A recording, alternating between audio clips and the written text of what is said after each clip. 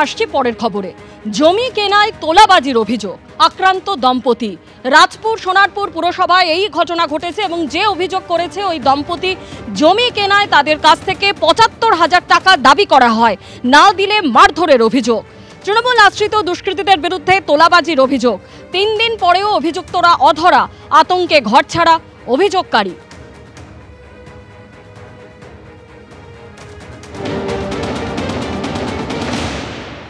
১ তারিখ তো ঘটনাটা ঘটলো, ৩ তারিখ আপনারা এফআইআর দায়ের করলেন।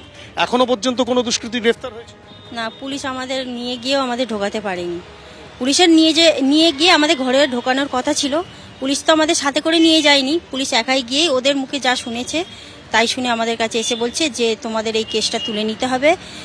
ওরাও বলছে এই কেসটা তুলে নিলে তবে আমি থাকতে পারবো। আমি অন্যায়টা কি করেছি যে আমি কেসটা তুলবো? আমার ওই জমিটা কি নেওয়াটাই আমার অপরাধ হয়েছে? আমার ঘরে আমি ঢুকবো? আমি আজ ১ তারিখ থেকে আজ ৬ তারিখ হচ্ছে আমি বাচ্চাদের নিয়ে রাস্তায় রাস্তায় ঘুরছি। আমার মারার ধুমকি দিচ্ছে যে আমি আসলে মানে পাড়ায় ঢুকলেই আমাকে মারধর করবে। প্রাণহানির আশঙ্কা করছে? হ্যাঁ, প্রাণহানির আশঙ্কা তো অবশ্যই আছে। এতগুলো পরিবারের সাথে আমার প্রাণহানির আশঙ্কা নেই? পাড়াতে ঢুকলেই তো মারধর করবে বলছে। তার সাথে আমার মা বাবা আতঙ্কিত রয়েছে, যখন তখন ওদের গালাগালি করছে, যখন তখন। ৪ তারিখ যখন আপনারা বাড়িতে ঢোকার জন্য চেষ্টা করলেন, পুলিশ কি গিয়েছিল? পুলিশ আপনাদেরকে নিয়ে গিয়েছিল? না, পুলিশ আমাদের নিয়ে যায়নি। পুলিশ একা গিয়েছে, গিয়ে ওদের মুখে যা ওরা যা বলেছে সেটাই শুনে এসছে, কিন্তু আমাদের কথা নিচ্ছে না, শুনছে না। পুলিশ কি আপনাদের বাড়িতে ঢুকতে দিতে পারেনি? না, ঢোকাতে পারেনি পুলিশ আমাকে। অনেকটাই আতঙ্কিতের মধ্যে, যখন তখন যেখান সেখান দেখছি ওরা দলবদ্ধ নিয়ে আমাদের কাছে তেড়ে আসছে।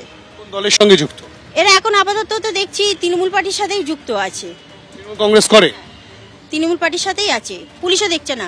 ওরা বলছে যে আমার বাড়িতে আমি কিভাবে থাকবো না থাকবো, তোমার কি আমি সারাদিন কি আমরা দায়িত্ব নিয়ে বসে আছি? আমি কি তোমাদের পাহারা দেবো?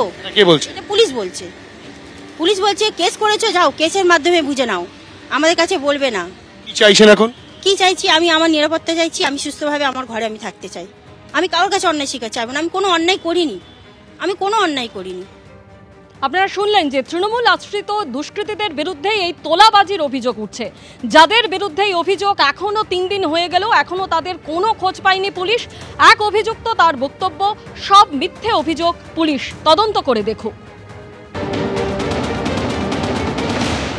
এসে পাড়ার প্রত্যেকটা পাড়াতে কয়েক হাজার মানুষ বাস করে, তাদেরকে মুখাপেক্ষি হন, তাদের থেকে জানুন যে সত্যিটা কি। পুরো 100% মিথ্যে। কোনো প্রমাণ যদি দিতে পারে আপনারা আইনতভাবে প্রশাসন যা শাস্তি দেবে মেনে নেব।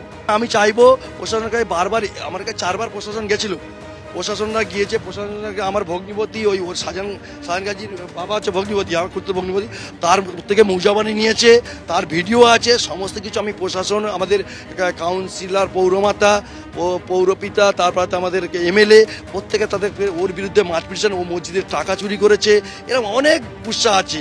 আর 60টা লেখে গাঁজার ব্যবসা করে, এর চেয়ে আর কি দেবো আমি? আমার পরিবেশটাকে নষ্ট করছে। তৃণমূল আশ্রিত দুষ্কৃতীদের বিরুদ্ধে কিন্তু এই তোলাবাজির অভিযোগ করা হচ্ছে। স্থানীয় তৃণমূল কাউন্সিলর, তার কি বক্তব্য শোনাব। বিষয়টা আমরা শুনেছি, পুলিশকে জানানো হয়েছে, পুলিশ প্রশাসনের যে কাজ তারা করবে, আইনের কাজ করবে। সাহায্য লাগে আমরা সাহায্য করব। তিনি তো ঘর ছাড়া রয়েছেন বর্তমানে। হ্যাঁ, ঘর ছাড়া আছে। বিষয়টা আমরা দেখছি, জিনিসটা খতিয়ে দেখছি, সেরকম যদি হয় আমরা আমরা পাশে আছি। জমি কেনায় তোলাবাজির অভিযোগ এবং না দিলে আক্রান্ত দম্পতি, এমনই অভিযোগ করেছেন তারা। এবং এই ঘটনায় অভিযোগের আঙুল তৃণমূল আশ্রিত দুষ্কৃতীদের বিরুদ্ধে। তৃণমূল কংগ্রেসের তরফে কি বলা হলো আপনারা শুনলেন, স্থানীয় কাউন্সিলরের বক্তব্য। আর এই নিয়ে বিরোধীরা কি বলছে আসুন শুনুন। সোনারপুরের বোরাল নিশ্চিন্ত, ওখানকার মানুষ শাহজাহান গাজী, তার পরিবার এলাকাতেই একটা জমি সম্ভবত ৩-৪ কাঠা, এবং সেই জমিতে কোনো কাজ করতে পারবে না যদি তৃণমূলের নেতাদের, স্থানীয় পাড়ার খুচরো নেতা, তাদেরকে ৭৫,০০০ টাকা নজরানা দিতে হবে। যেহেতু দিতে অস্বীকার করেছে, বাড়িতে গিয়ে আক্রমণ, ধারালো অস্ত্র দিয়ে, মহিলা সহ শিশু সহ তারা আক্রান্ত। পুলিশের কাছে গেছে, পুলিশ কিচ্ছু করছে না, এলাকা ছাড়া। যারা এই দুষ্কৃতী তৃণমূলের তারা বলছে কেস উইথড্র করতে হবে আর রফা করে নিতে হবে। পুলিশ চুপ, পুলিশও বলছে না না ওটা কেস টেস উইথড্র করে নিন। মানেটা কি? তাহলে আসলে শাসক দুষ্কৃতী, তার হয়ে পুলিশ দালালি করছে। এগুলো বিচ্ছিন্ন কোনো ঘটনা নেই, কখনো পানিহাটি, কখনো বা সোনারপুর, গোটা রাজ্য জুড়ে বিশেষ করে কলকাতা এবং তার সারাউন্ডিংসে এটা চলছে। আমরা সবাই জানি, ওপেন সিক্রেট এটা, এবং এই তোলাবাজি করেই তৃণমূল কংগ্রেস আশ্রিত দুষ্কৃতীরা চলে। ওই করেই তো খাচ্ছে তৃণমূল কংগ্রেস যারা করে, তৃণমূল কংগ্রেসের যারা হয়ে লড়াই করে, ভোট লুট করে, বিজেপির কর্মীদের বাড়িঘর ভাঙে, তাদের রোজগার কি? হয় বালি সিমেন্ট এগুলোর সিন্ডিকেট, না হয় তোলাবাজি, এই তো চলছে। দেবীপক্ষ শুরুর আগে আরও 2টি রুটে চালু হয়ে গেল এসি লোকাল। মেন লাইনে শিয়ালদা রানাঘাট এসি লোকাল পরিষেবা শুরু হয়েছে আগেই, আর এবার বনগাঁ শাখাও পেল নিজস্ব এসি লোকাল। নতুন রুট শিয়ালদা থেকে বনগাঁ হয়ে রানাঘাট এবং শিয়ালদা কৃষ্ণনগর এসি লোকালও চালু হলো শুক্রবার থেকে।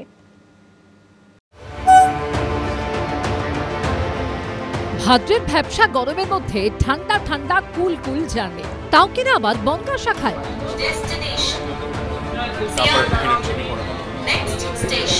যে লাইনে ট্রেন সফর মানেই দুর্বিষহ ভিড়ের চাপ ঠেলে যাতায়াত, সেখানেই এবার রেল পরিষেবায় এক নতুন অধ্যায়ের সূচনা হলো। দেবীপক্ষ শুরুর আগেই আরো 2টি রুটে চালু হয়ে গেল এসি লোকাল। এবার শিয়ালদা থেকে বনগাঁ হয়ে রানাঘাট পর্যন্ত পৌঁছানো যাবে এসি লোকালে। শিয়ালদা থেকে কৃষ্ণনগর পর্যন্ত মিলবে এসি লোকাল পরিষেবা। এবার বনগাঁ শাখা পাচ্ছে নিজস্ব লোকাল এসি ট্রেন। আজকেই শুরু হয়েছে যাত্রা রানাঘাট থেকে বনগাঁ হয়ে শিয়ালদা। প্রথম যাত্রায় সওয়ার হয়েছেন অনেক মানুষ, তারা রয়েছেন, তাদের মধ্যে একটা উৎসাহ লক্ষ্য করা যাচ্ছে। এটা তো খুব ভালোই লাগছে, এই গরমের মধ্যে এই এসি ট্রেনে যাওয়াতে খুবই ভালো লাগছে। Better relaxable journey. বনগাঁ লোকালে তো এটা ভাবাই যায় না যে কোনোদিন এসি ট্রেন চালু হবে। বনগাঁ শাখার ক্ষেত্রে সকাল 7:11 রানাঘাট থেকে এসি লোকাল ছাড়বে। এরপর সকাল 7:52 সেটি পৌঁছবে বনগাঁ স্টেশনে, আর তারপর 9:37 ট্রেনটি পৌঁছবে শিয়ালদা স্টেশনে। আবার সন্ধে 6:14 শিয়ালদা থেকে ছেড়ে এসি লোকাল রাত 8:04 বনগাঁ এবং তারপর 8:41 রানাঘাটে পৌঁছবে। এই ধরনের ট্রেন থাকলে আমরা মানে বাচ্চা নিয়ে যখন যাই বাইরে তখন মানে কমফোর্টেবল হয়, বেশ আরামে যাওয়া যায়। লোকাল ট্রেনগুলোতে এতটাই ভিড় হয়, অনেক সময় সিটও পাওয়া যায় না, ঠিকমতো বসে যাওয়া যায় না। এটা সুবিধা, মানে এটা সাধারণ মানুষের পক্ষেও সুবিধা অনেকটাই। শিয়ালদা কৃষ্ণনগর রুটেও এসি লোকাল পরিষেবা চালু হয়েছে এদিন। সকাল 9:48 শিয়ালদা থেকে এসি লোকাল ছাড়বে, কৃষ্ণনগরে পৌঁছবে বেলা 12:07। অন্যদিকে দুপুর 1:30 কৃষ্ণনগর থেকে এসি লোকালটি ছেড়ে দুপুর 3:40 এসে পৌঁছবে শিয়ালদায়। रानाघाट से बनगांव, बनगांव से सियालदा जो है उसका बहुत ही अच्छा रिस्पॉन्स आया है। फीडबैक हमें मिला है कि लोगों ने उसको एक्सेप्ट किया है। लोग पूरी तरीके से कंफर्ट है उनको कि ये हमारी सुविधा है और दे आर रेडी टू पे। बस फैसिलिटी उनको हम प्रोवाइड करें। মেন লাইনে শিয়ালদা রানাঘাট এসি লোকাল পরিষেবা চালু হচ্ছে আগেই। এই নিয়ে মোট 3টি রুটে এসি লোকাল পরিষেবা চালু হলো। রানাঘাট শিয়ালদা যেটা চলছিল তা বাণিজ্যিকভাবে বিপুল সফল হয়েছে। আমরা আনন্দিত যে প্রচুর লোক রোজ সেই ট্রেনে যাতায়াত করছেন। সময়ের দাবি মেনে বনগাঁ লাইনেও এবার ট্রেন চালু হলো। লোকজনের স্বতঃস্ফূর্ত প্রতিক্রিয়ায় বলে দিচ্ছে তারা কতটা রোমাঞ্চিত এবং আনন্দিত। ভবিষ্যতে আরও ট্রেন চলবে, এই ট্রেনও বাণিজ্য সফল হবে আমরা আশা রাখি। রেলের তরফে জানানো হয়েছে বনগাঁ শাখার ক্ষেত্রে শিয়ালদা থেকে বিধাননগর ও দমদম জংশনের ভাড়া 35 টাকা, শিয়ালদা থেকে বনগাঁর ভাড়া 120 টাকা, শিয়ালদা থেকে রানাঘাট পর্যন্ত এসি লোকালে যেতে লাগবে 150 টাকা। অন্যদিকে শিয়ালদা কৃষ্ণনগর রুটে শিয়ালদা থেকে ব্যারাকপুর পর্যন্ত এসি লোকালের ভাড়া 60 টাকা, শিয়ালদা থেকে নৈহাটি পর্যন্ত ভাড়া 90 টাকা, শিয়ালদা থেকে রানাঘাট পর্যন্ত যেতে 120 টাকা, আর শিয়ালদা থেকে কৃষ্ণনগর সিটি জংশন পর্যন্ত যেতে লাগবে 140 টাকা। অরিত্রিক ভট্টাচার্য রিপোর্ট, এবিপি আনন্দ, কলকাতা।